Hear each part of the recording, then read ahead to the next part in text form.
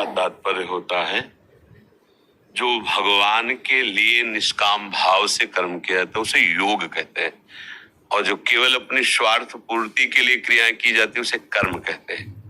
योग तभी होता है जब उसे भगवत समर्पित प्रभु की प्रसन्नता के लिए किया जाए।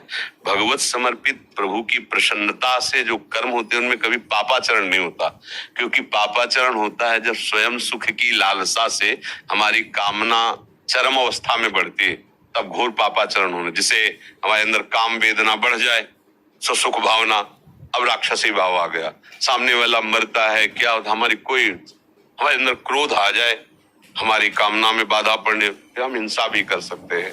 तो ये जितने पापाचरण हैं ये स्वसुख वांछा से होते हैं, मैं सुख भोग लूं।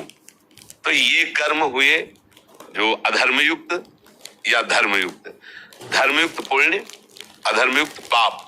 लेकिन जो भगवत समर्पित कर्म हुआ उसे योग कहते हैं। जो प्रभु की प्रसन्नता के लिए कर्म किया जाता है उसे योग कहते हैं। अब इस योग से हमारी परम योग में स्थिति हो तब बात मानी जाएगी। भगवान कह रहे तेषाम सतत युक्तानाम भजताम प्रीतिपूर्वकम तो ददामि बुद्धि योगम तम येनु मां प्रयान्ति। जो निरंतर मेरा भजन करता है फिर उसकी बुद्धि का मेरे में योग हो जाता है, ये है परम योग। अब भगवदाकार वृत्ति रहती, सारी क्रियाएं हो रही, उसका कर्म से कोई लेना देना नहीं, वो प्रभु में समर्पित चित्त। पर ये कर्मयोग से ही भी प्राप्त हो जाएगा।